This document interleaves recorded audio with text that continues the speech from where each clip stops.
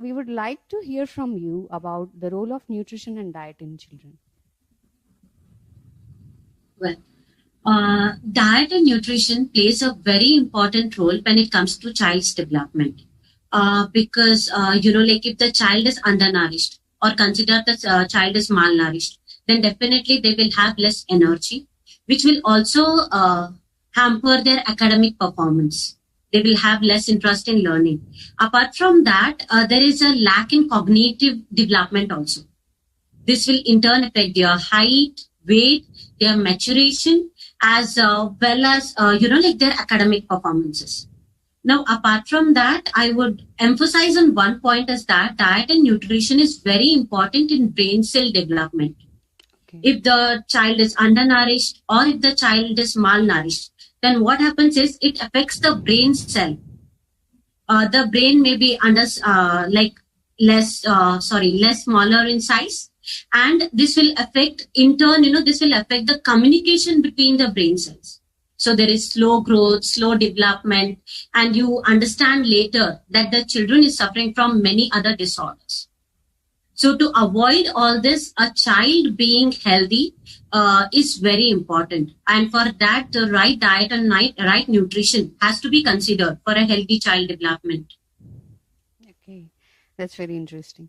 So please help us understand about GFCF diet, because as I hear it from many of my clients, that they have been advised to follow it. Does it really make a difference? So GFCF diet is nothing but gluten-free and casein-free diet. Gluten is present in wheat and its products, barley, rye, and oats.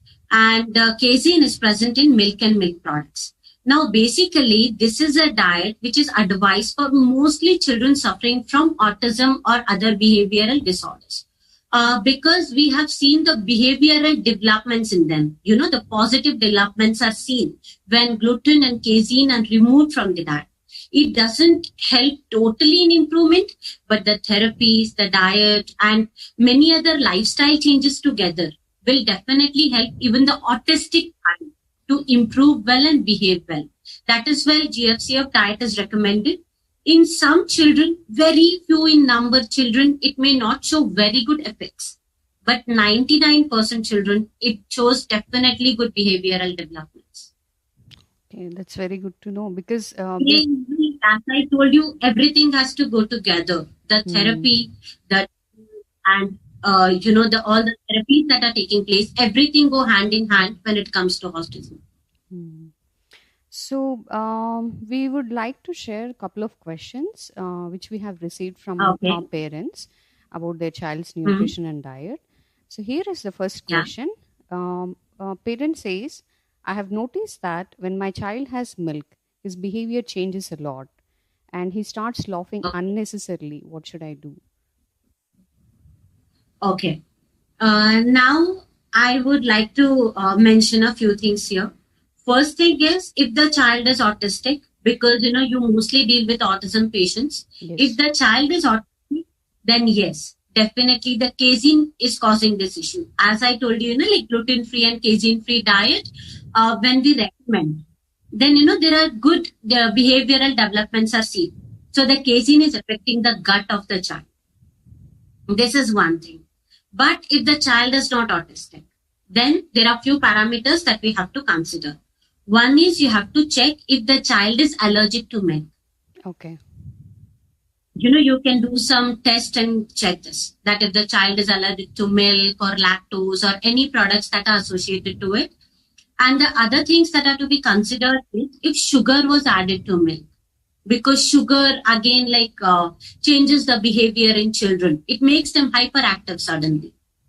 Okay. So if added.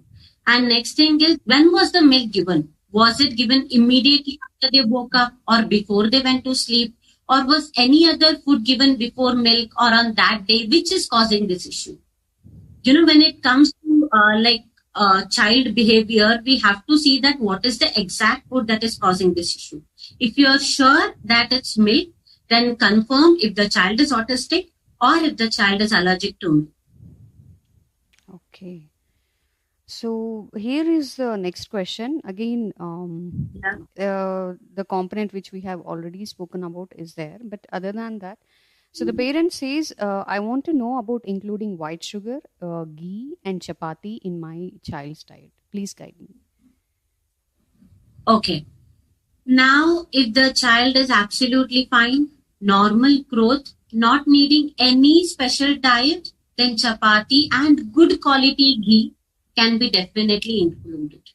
When I say ghee, it should be good quality ghee. Okay. That can be really included. But when it comes to white sugar, be it a normal child or be it an autistic child, I wouldn't recommend it for anybody when it's normal white sugar. You can easily look for different sugar alternatives. Anything that's not bleached, or you can look for jaggery or dates or figs. There are many other sugar alternatives that are present. So you can easily look at them, and I wouldn't recommend white sugar to any children, provided occasionally it's okay, but otherwise no. Okay.